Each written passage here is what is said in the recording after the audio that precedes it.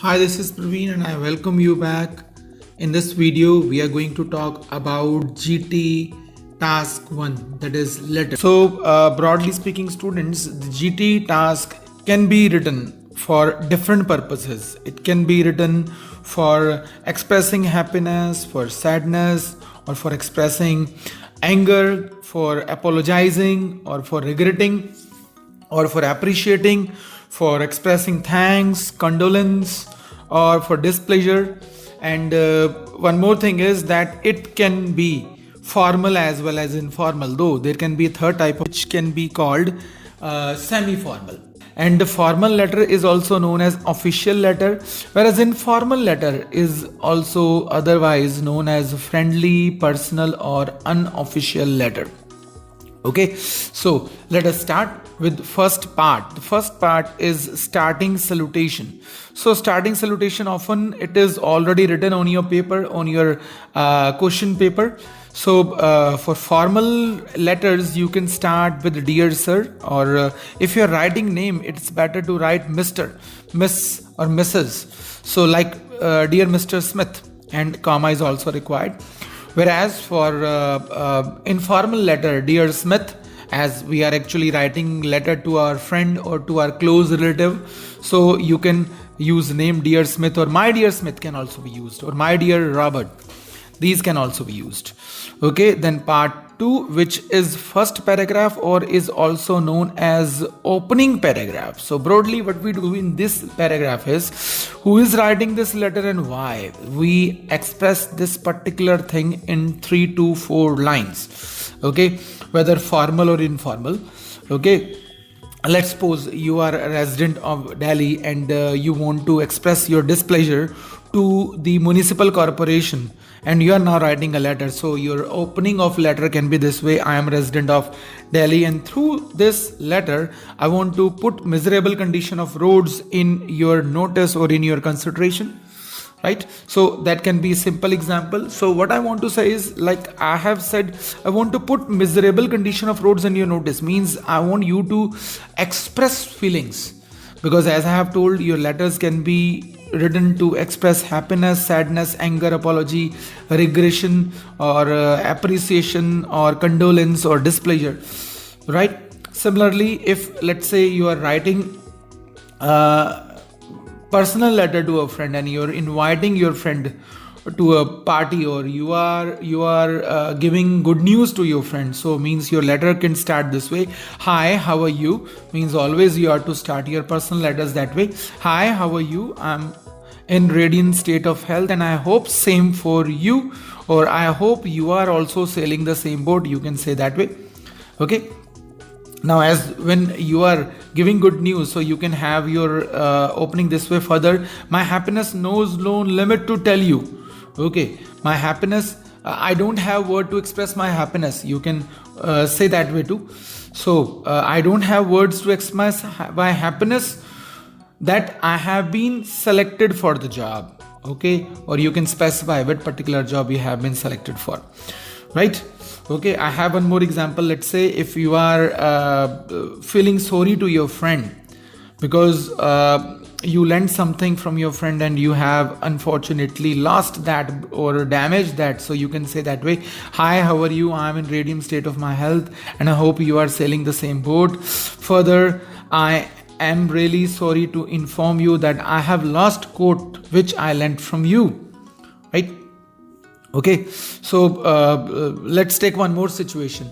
Let's say if you are writing letter to any company, and it is a formal letter, and you are unhappy from the service they provided to you, so you can say that way ki I am one of your customer who visited your restaurant or your company few days ago, or be specific, you can say 3 days ago, and through this letter I want to express my displeasure related to poor service offered by your company.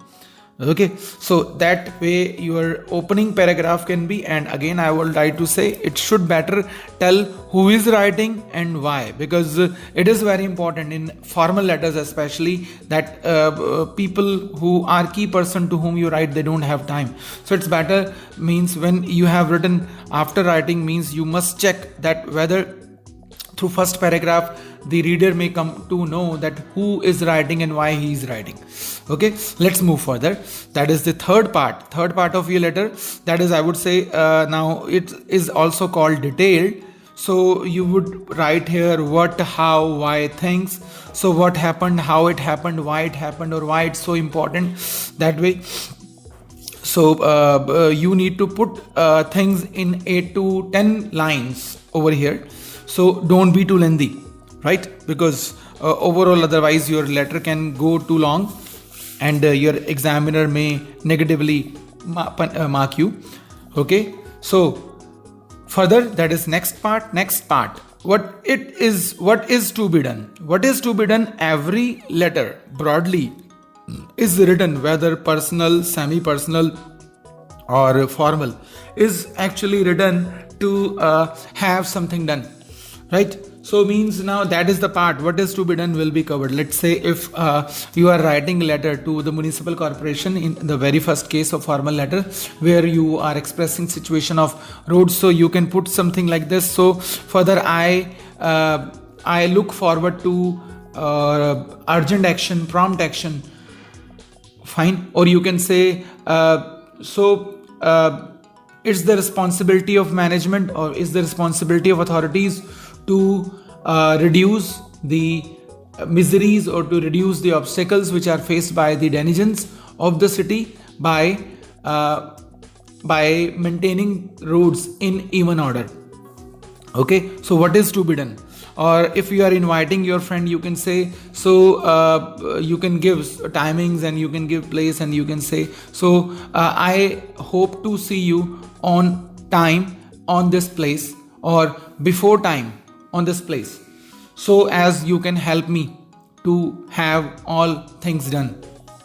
All right, so that is the fourth part. And then the fifth part, which is also called the ending line or ending lines, because now your letter is at ending. So when ending, you can put 1 to 2 lines. Like I have some examples for you. Let's suppose you are asking for information, so you can put, I look forward to your prompt response. Okay, let's suppose if you have made request and you want your request to be accepted, so then you can say, I hope you will accede to my request. Okay, so let's suppose if you are writing to any of your colleagues and it is your semi-formal letter and he or she is not well, so you can say, may you get well soon. Okay, and let's suppose if you have you are writing letter, you're replying to letter of complaint written to you by one of your customers, then you can say, we assure not to repeat same and promise to serve you best in the future. Okay, or otherwise, if there is also one more case, means you are consoling to somebody, so you may say, may departed soul rest in peace. Whether it is formal letter or informal letter, either way this particular sentence can be written. Okay, or there is one more case, if let's say you have written a letter of complaint, so to your bank or the organization which serves you, so you can say, I hope for better cooperation from or service from your side.